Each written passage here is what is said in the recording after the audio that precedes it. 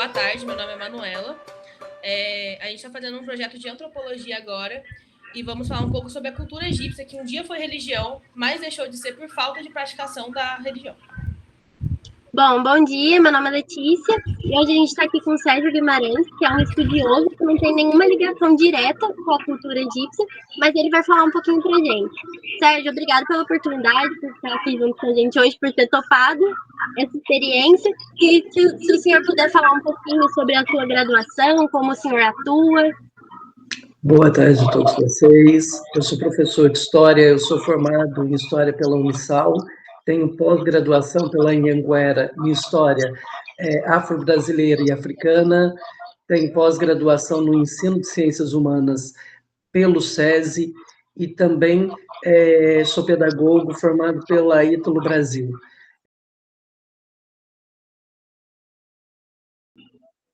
Então, a cultura egípcia, ela se formou há cerca de 5.000 anos antes de Cristo, e ela tem muitas interfaces, né? A gente costuma dizer que ela tem várias camadas, porque ela passa, primeiro pelo ângulo de visão negro, que ela se forma na África branca de hoje, mas era uma África negra que se mistura com a cultura da Núbia antiga.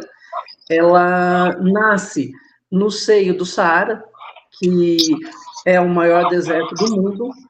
Ao mesmo tempo, ela é uma adaptação da vida ao lado dos rios.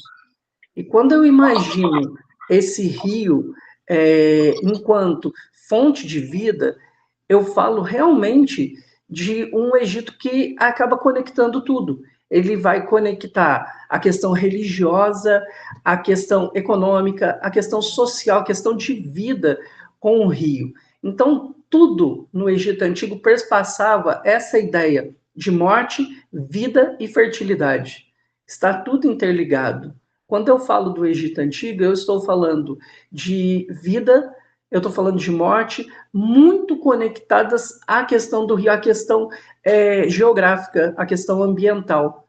E o mais interessante é que se hoje nós temos uma religião que lida com a questão de um paraíso, é porque o Egito Antigo já trabalhava essa questão de paraíso e de uma outra forma, obviamente, da forma deles, mas nós vamos depois readaptarmos essa ideia de paraíso do Egito Antigo a um paraíso cristão, a um paraíso judaico.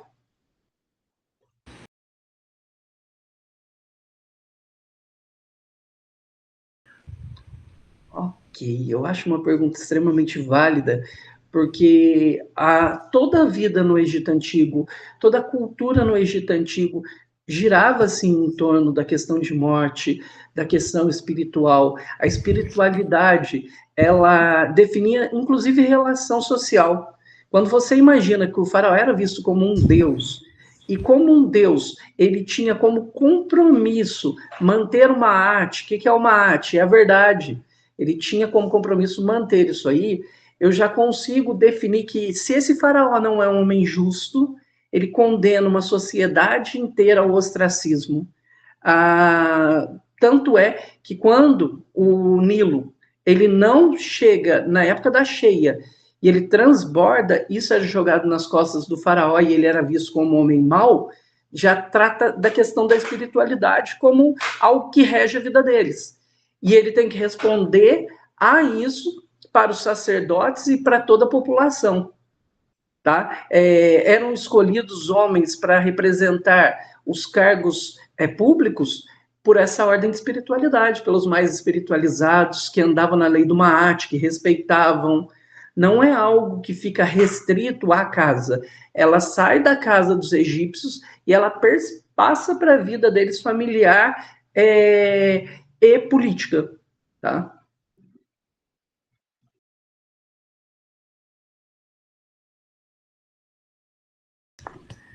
Então, aí que está o grande problema.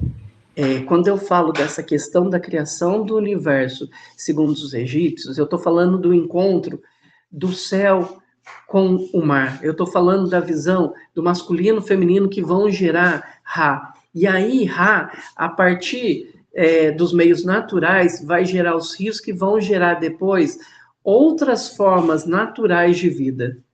Só que, assim, quando eu falo disso, eu estou falando de uma mitologia. Segundo os egípcios, eu também tenho Akenaton, que era um deus único. E aí é onde se choca essa questão do Egito Antigo, de politeísta com monoteísta, que depois vai se encontrar com os hebreus quando eles trazem a figura de Jeová. Porque essa mitologia de Akenaton também era uma mitologia muito forte entre as pessoas mais pobres e distantes dos centros de Alexandria, de Pi-Ramsés, que vão explicar o nascimento do mundo a partir do Sol, a partir de Akenaton que vai fabricar tudo. Então não tem uma visão única, segundo os egípcios. É que o livro de história, ela traz apenas uma forma mitológica de explicar, que ele vai buscar no céu, na terra, um encontro, e aí eu vou gerar tudo isso, eu vou gerar Ra, que vai gerar a vida a partir dos elementos que ele tem em mãos. Mas eu tenho também uma visão monoteísta que vem a partir de Akenaton.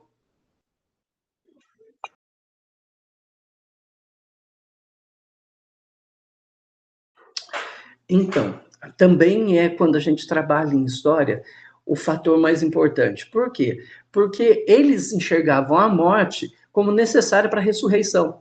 Na verdade, não tinha uma visão de fim, era uma visão de continuidade. Todos os símbolos egípcios estão interligados a isso. Quando eu olho, por exemplo, uma pirâmide, o que é uma pirâmide? É uma construção funerária. Ela servia para guardar o corpo dos faraós. Mas a gente está falando de gente que governou, de gente que tinha dinheiro para pagar por isso aí. Quando eles faleciam, eles tinham que passar para o Duat, que é o campo de juncos, né? Que é onde eles vão passar a eternidade plantando, colhendo, e eles tinham muitos elementos, muitos símbolos que conduziam a essa questão do plantio pós-vida. E era importante para eles fazerem essa passagem e manterem o corpo mumificado, por quê? Porque eles vão retornar. O K deles retorna para o corpo. Eles vão ter que encontrar depois esse corpo. Mas as pessoas do povo, as pessoas que tinham também boas condições, também faziam essa passagem. Tem muitos corpos mumificados no Egito Antigo de pessoas do comércio, de escribas, de sacerdotes, que mantêm o corpo para fazer esse encontro. Não era importante só para o faraó, era importante para toda a população. O egípcio, ele tem uma preocupação com pós-vida muito grande, porque ele sabe que essa é a continuidade do caminho dele. É a continuidade, ele passa a vida inteira num caminho reto, num caminho de retidão, não porque ele nasceu bom, mas é porque ele precisa seguir as regras do Ma'at, e o Ma'at é a pena do julgamento, que quando eles fazem a passagem deles, eles são conduzidos por Anubis, que é aquele chacal com a máscara, com aquela máscara maravilhosa, e eles são conduzidos até Osíris. Lá, Osíris tira o coração da pessoa, pesa, coloca de um lado o coração, do outro a pena de Ma'at. E se esse coração, se a verdade pesa menos que a pena da verdade, esse cara, ele vai fazer a passagem para os campos de juntos, ele vai fazer a passagem para o Duat, ele vai ter essa passagem facilitada, ele vai renascer. Se o coração dele é pesado, não é um coração verdadeiro, o coração dele é comido por Ahimet, é um deus que tem a cabeça de um crocodilo que vai comer o coraçãozinho dele, e ele não faz essa ressurreição. E é interessante, né, porque é uma vida inteira por um momento que depois vai se estender além da eternidade. Para os egípcios, você não vivia por uma vida, tá? Você vivia pela eternidade.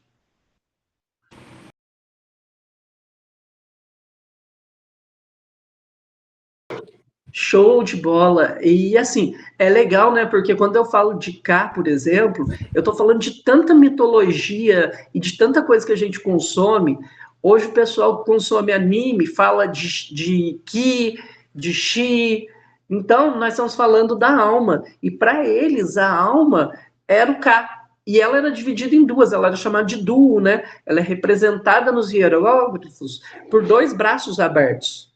Por que dois braços abertos? São dois caminhos. Quando você morre, eles colocavam a estatueta do seu Ka do lado do seu corpo, que depois que você fizesse a passagem para o Duat, você ia reencontrar o seu Ka, você ia se refazer na outra vida e ia seguir para a eternidade.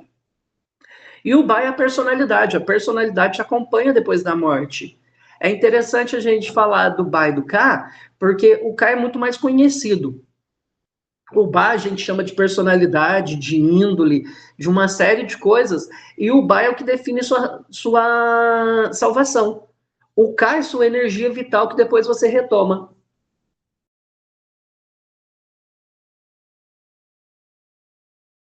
Na questão da migração, né? A migração muçulmana para o Egito Antigo. Primeiro, os egípcios vão passar pela questão dos gregos chegando. Quando gregos e romanos eles chegam ao Egito Antigo, eles trazem novas crenças, novas resoluções. Cleópatra ela tenta retomar isso com muita força, mas a Cleópatra era uma mulher grega. Imaginar de uma mulher grega, greco-egípcia, essa mudança total, esse retorno aos valores, ele é muito difícil.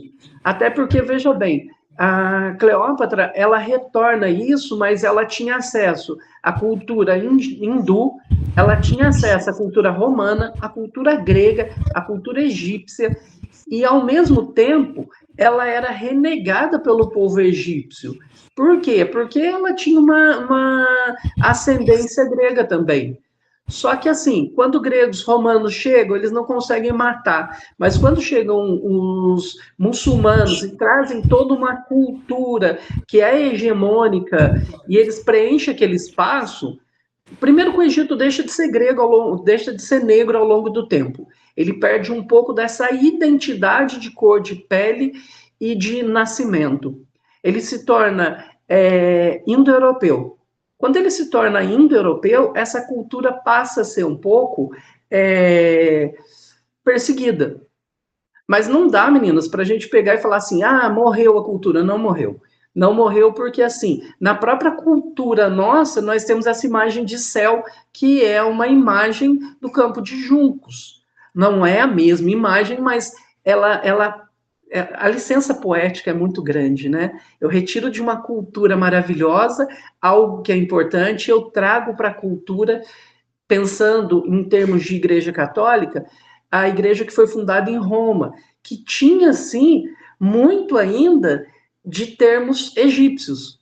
Imaginar que os romanos mataram o que era egípcio, pelo contrário, matemática, filosofia, a arte, eles buscam instrumentos musicais que nasceram no Egito Antigo, pertencimento, a própria noção de sexualidade deles se confundia um pouco com a egípcia. A partir do encontro com Cleópatra, muito de Roma adquire, sim, características que foram retiradas do Egito Antigo. Obrigado, Sérgio. Bom, acho que vamos dar início já ao encerramento, né? Obrigada, senhor. Foi um prazer ter o senhor falando tão bem sobre essa cultura e achei extremamente interessante que o senhor sabe bem profundamente sobre assuntos que a gente nunca tinha escutado antes, porque mesmo escutando na escola, não é tão profundo assim igual foi aqui. Então, muito obrigada, viu, pela oportunidade que o senhor ter topado fazer isso aqui com a gente. Obrigado, eu que agradeço, viu? Foi um prazer estar com vocês, é um prazer falar de história. Eu acho que, assim, que é muito pouco tempo na escola para falar sobre isso. E a gente não tem a maturidade para trabalhar determinados termos. Mas, assim, muito obrigado. Eu acho que, assim, vocês são fabulosos. Estar numa segunda-feira procurando aprender sobre um assunto, ainda mais a formação que vocês estão fazendo, tá? Que vocês tragam essa verdade, que vocês tragam a lei, porque para os egípcios o importante era a lei. Eles também eram muito apegados à lei, a seguir uma lei, a retidão, o Ma'at. Muito obrigado. Obrigado, foi um prazer estar na presença do senhor, viu? Obrigada. Tchau.